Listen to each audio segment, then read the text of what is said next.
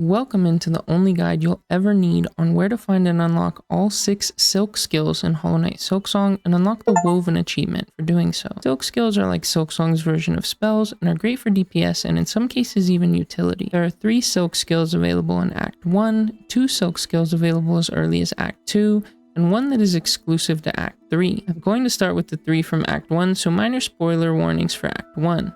When we get to Act 2 and 3, I'll also warn you appropriately so that you don't see any surprises from an act you haven't reached just yet. Starting off with the very first Silk skill you are able to unlock in Silksong, we have the Silk Spear. Silk Spear can be obtained in Moss Home by navigating to the location shown on screen. This is the most basic of the Silk skills and sees Hornet throw and recall her needle a la her boss fights in the original Hollow Knight but much faster. Despite its simple nature, I found this Silk skill incredibly useful in Silksong's early game to burst down weaker enemies. You can also do so from a safe distance, and the attack even pierces enemies, which is great for dealing damage to a crowd. One example I can think of is the main boss in the area Shellwood, which I won't spoil here just in case, which spawns in multiple smaller enemies at once. I would line up the small enemies, throw up my Silk Spear, and go back to enjoying my 1v1 against the boss instead of the much less favorable 3v1 the boss tries to take. As you can see in the footage, once you reach this pedestal, you can bind this old Weaver's ability to Hornet's Shell and claim the Silk Spear for your own. This will allow you to leave the first couple of areas and explore more of the map, including the next 2 Act 1 Silk skills, which I will discuss in no particular order. The second Act 1 Silk skill I'll be covering is the Threadstorm, which also gives me PTSD to the fights in the first Hollow Knight. But man, this one feels good to use now that we're in control of Hornet, so I honestly can't even blame her for spamming it so much in her boss fight. Threadstorm is a great AoE Silk skill that does big burst damage from the many hits caused by the whipping thread. This one is a bit unique as well, as if you just tap the Silk skill ability, the uptime of the whipping is relatively short. However, if you spam the Silk skill button throughout, you'll notice the length of the attack seems to double despite not needing an additional cast of your Silk. This skill can be acquired in Greymoor, an area just north of Farfield, which can be accessed once you've unlocked the ability to float. The location of the Weaver Shrine that provides you with Threadstorm is currently shown on screen. However, in order to reach this, you'll need to head to the far right side of Greymoor and towards this big house of Cross. We need to take some balloons up towards the shrine, but they aren't all deployed until you clear a gauntlet of enemies in the house nearby first. Head inside this house and face the Craw gauntlet that awaits you, but be prepared as many people find these enemies exceptionally annoying. Once you've cleared the gauntlet, hit the switch at the top to deploy the rest of the balloons we need in order to pogo our way up to the Weaver Shrine. Head back outside, navigate up the balloons until you reach the shrine and claim yourself the Silkstorm Silk skill. Our third and final Silk skill for Act 1 is one of the most unique Silk skills in the game, the Cross Stitch. This Silk skill is special as it provides both utility and DPS as its Hornet's counter or parry ability. If you see an attack about to hit you, you can press the Silk skill button to ready your blade and retaliate with a flurry of strikes should you get the timing right. This is my personal favorite of all the Silk skills, and I find it exceptionally fun and rewarding to use in that it opens up new ways to survive certain attacks while also granting you some burst damage in exchange. To receive the Cross Stitch, you'll need a couple of prerequisites first, which include the Wall Cling ability as well as the Needle-In ability. If you want tutorials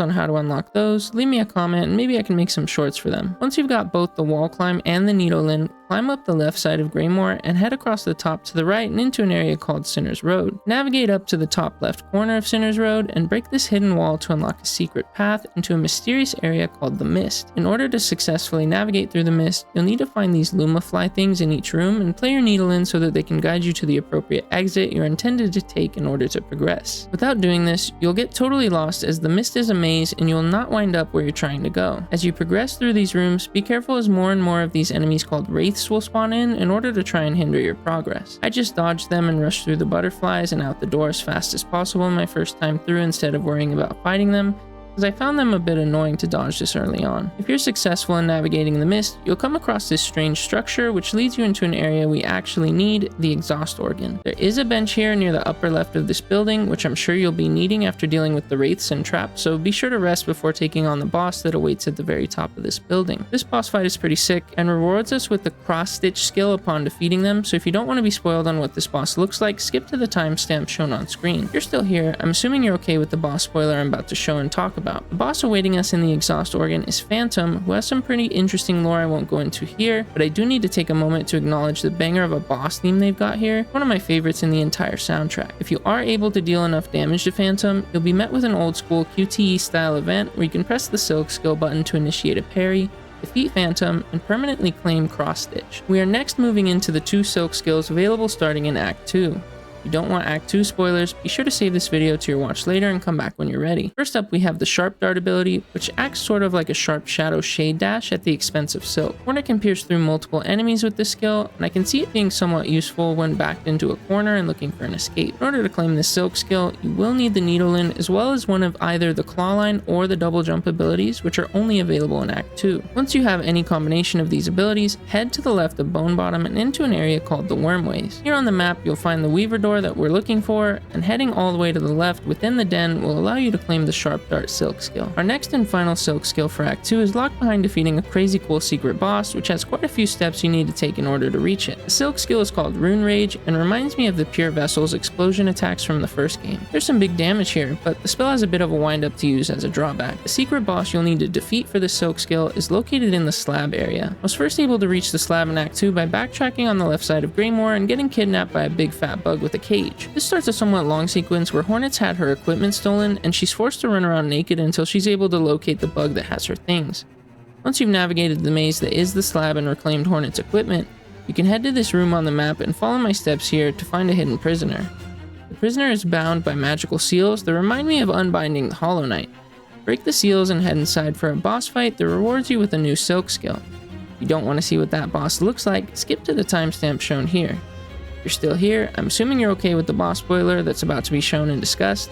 The boss inside is known as the First Sinner, who has big lore reveals and is a fan favorite boss fight from what I've seen so far.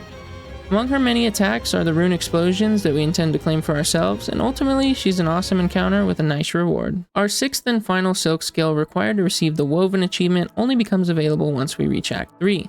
We've got some major story spoilers ahead. If you do not want spoilers for Act 3, please save this video to your watch later playlist to revisit when you're ready. The final Silk skill is the Pale Nails, and this one is so sick. It spawns 3 nails which lock onto nearby enemies and fly into them automatically. In order to claim this, you will need to have progressed the story into the Abyss, claimed the Silk Soar ability, and completed the escape sequence out of the Abyss where you run from the lava. Once you've done so, you can fast travel through the Grand Bellway and take the nearby Ventrica station to the first chapel. Drop down from the Ventrica station and head left into the long coral chambers room where the tall bugs with the violin bows would hang out. On the far left side of this long room, you can see one of these tall bugs has been crushed by a boulder. Just to the left of this boulder, you can charge up a Silk Soar and head up into an opening above. If you can't already tell where this is going, we're making our way back to the cradle. Continue to parkour and Silk Soar your way up through the rubble until you reach the room where you receive the Melody of the Architects. On the right hand side of this room, you can line up another Silk Soar in order to continue climbing. You'll see that we are now in the Lace Fight room, and the beam of light shining down is yet another clue to Silk Soar. Rinse and repeat here, parkour and Silk Soar until you reach the location where you previously fought Grandmother Silk. You'll see that one of her arms remains here, and you can claim her ability to summon and shoot out nails for your own. This was my sixth and final Silk skill I received, as I assume is the case for most. I hope this guide was helpful to you in some way. Please let me know if you guys have any lingering questions down in the comments, or if there are any other similar guides you guys are looking for in my style. See you on the road ahead.